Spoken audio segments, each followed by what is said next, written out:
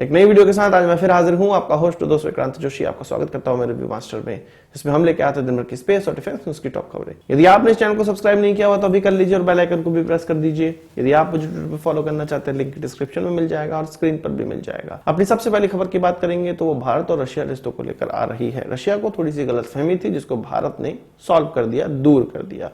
वो किस प्रकार की गलतफहमी थी? 2 दिन पहले मैंने आपको खबरों में ये बताया था कि रशिया ये कह रहा था कि भारत और चीन के बीच में जो स्टैंड ऑफ हो रहा है वो वेस्टर्न कंट्रीज का कराया हुआ है और यूएस का कराया हुआ है। यूएस भारत पे दबाव डालता है कि रशिया से संबंध बिगाड़े, वेपन्स जो खरीद रहा है वो न खरीदे। इसके अलावा जो वेस्टर्न कंट्रीज हैं वो ही भारत को भड़काई हैं कि इस प्रकार के स्टैंड ऑफ चीन और भारत के बीच में हो रहा है। यानी कि चीन की जुबानी बोल रहे हैं, जिस प्रकार से चीन ये कहता है कि यूएस के द्वारा भारत को चीन के खिलाफ भड़काया जा रहा है, ऐसा चीन कहता है। तो वही उनके विदेश मंत्री ने ये कहा, रशिया के विदेश मंत्री ने ये चीज कही थी। तो अब हमारे फॉरेन मिनिस्ट्री की तरफ से बयान निकलकर सामने आया है कि उन्होंने ये 2 चीजें कही कि हमारे जितने भी पार्टनर्स हैं, जितने भी एलाई देश हैं या जितने भी देश जो हमारे क्लोज हैं, उनको ये सब पता होना चाहिए कि भारत वही करेगा जो भारत के लिए अच्छा है और ये सारे पार्टनर्स को हमारे समझ लेना चाहिए और इसी प्रकार से भारत के साथ जो टाई अप है उसको बनाए रखना चाहिए। भारत कभी भी इस प्रकार के टाई अप नहीं रखता कि इस देश के साथ है तो उससे किसी दूसरे देश को प्रभावित होंगे टाई अप से।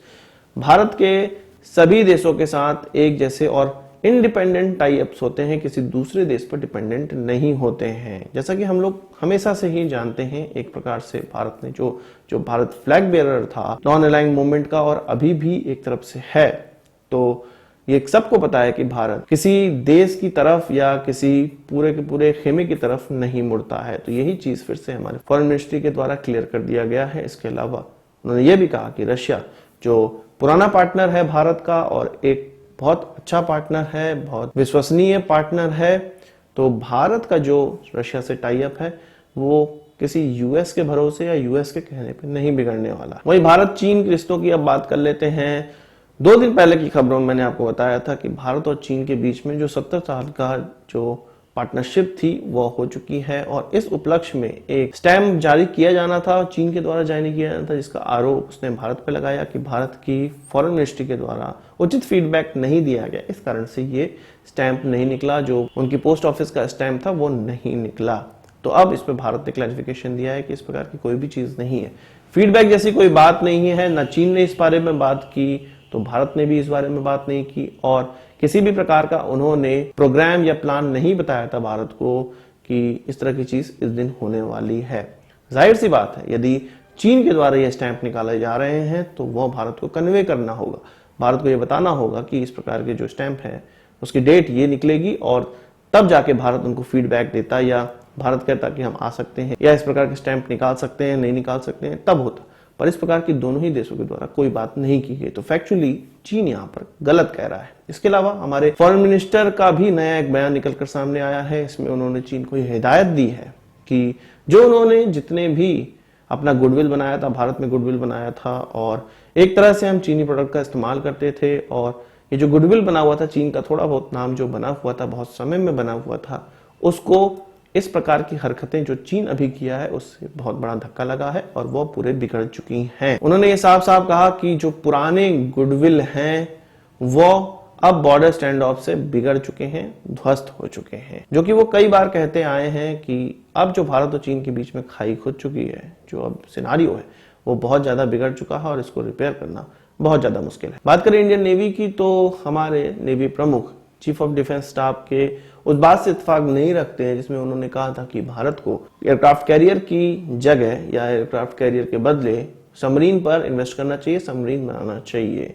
एक्चुअल में हमारे चीफ ऑफ डिफेंस स्टाफ ने इस साल की शुरुआत में यह कहा था कि भारत को एयरक्राफ्ट कैरियर की ज्यादा आवश्यकता नहीं है, सबमरीन्स की आवश्यकता है और हमारे अभी नेवी चीफ ने यह कहा, कुछ दिनों पहले यह कहा कि हमें तीसरे एयरक्राफ्ट कैरियर की बहुत ज्यादा आवश्यकता है सबमरीन के साथ साथ। नेवी के ऑफिशियल्स का यह कहना है कि 2021 की शुरुआत में एक्सेप्टेंस ऑफ नेसेसिटी जारी कर दी जाएगी और गवर्नमेंट के सामने यह प्रस्ताव रख दिया जाएगा कि हमें तीसरा एयरक्राफ्ट कैरियर चाहिए और स्वदेशी तौर पर बना हुआ दूसरा एयरक्राफ्ट कैरियर चाहिए। हमारे सीडीएस ने जब इस चीज के लिए मनाही की थी या कहा था कि ये प्रायोरिटी में नहीं है, वो इसलिए कहा था कि जब कोई एयरक्राफ्ट कैरियर बनता है या सामने आता है उसके लिए एक्स्ट्रा स्टाफ, उनकी पूरी सैलरी, इसके अलावा उसके लिए एयरक्राफ्ट और उसके ऑपरेशनल होने के लिए जो फंड है उसकी रिक्वायरमेंट होती है, जो कि अभी नेवी के पास नहीं है या हमारी सेना के पास कम है।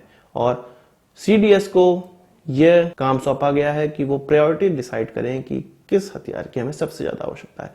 तो नेवी अभी उनसे सहमत नहीं है और वो तीसरे एयरक्राफ्ट कैरियर के लिए बहुत ज्यादा जोर लगाने वाली है। बात करते हैं सऊदी अरेबिया की। सऊदी अरेबिया में कुछ प्रोटेस्टर्स जो कि भारत से गए हुए थे, वो तख्ती लेकर खड़े हो गए और सऊदी अरेबिया ने उनको बाहर निकाल दिया। एक्चुअल में उस समय की बात है जब NRC का विरोध चल रहा था, भारत में भी चल रहा था, तो इसी से प्रेरणा लेते हुए कुछ NRI, इनको NRI अब कहना सही भी नहीं है, वो लोग जो भारत के बिहार से गए हुए थे, वो जोश में कुछ young NRI, so called NRI, वो तख्ती लेकर जो भी NRC का विरोध था वो करने बैठ गए। एक्चुअल में सऊदी अरेबिया या किसी गल्फ कंट्रीज में इस प्रकार की जो विरोध प्रदर्शन है, गैदरिंग है, वो करना बहुत ज्यादा मना है, सख्त मना है। और इस प्रकार की गैदरिंग करता हुआ कोई पाया जाता है तो उसको सीधे डिपोर्ट कर दिया जाता है।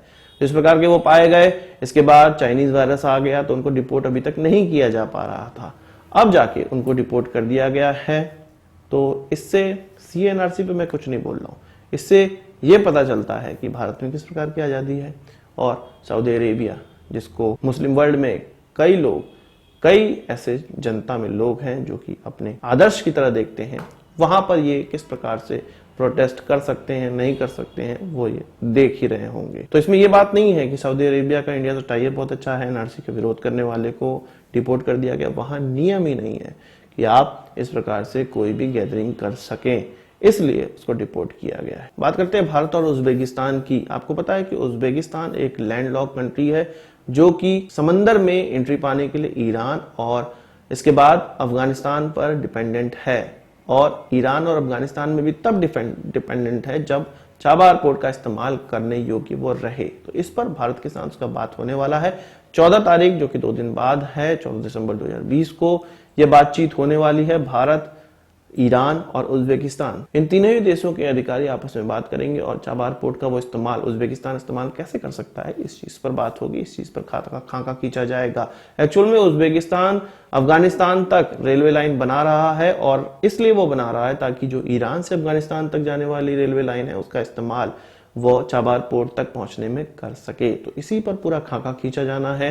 अब चाबार पोर्ट के द्वारा उज्बेकिस्तान को भी समंदर प्राप्त हो जाएगा। उधर चीन लगा हुआ है अपने बेल्ट एंड रोड इनिशिएटिव के द्वारा उज्बेकिस्तान या कजाकिस्तान या किर्गिस्तान इन देशों तक पहुंचने के लिए, यानी कि सेंट्रल एशिया में घुसने का प्रयास कर रहा है। पर भारत इस प्रकार का, यदि ये जो 14 तारीख को डील या ट्रीटी होने वाली है उसको क्रैक कर लेता है तो भारत ऑलरेडी सेंट्रल एशिया में घुस जाएगा। वही बात कर लेते हैं इसरो की। तो इसरो का कम्युनिकेशन सैटेलाइट लॉन्च होने वाला है जिसको CMS-1 नाम दिया गया है। आपको पता है कि इसरो के द्वारा अपने सैटेलाइटों का नया नामकरण किया जा रहा है और इसी के तहत CMS नाम दिया गया। अब किसी भी प्रकार की कम्युनिकेशन सैटेलाइट को एक ही नाम से जाना जाएगा, CMS, और उसमें 1 2 3 4 आगे लगा दिया जाएगा।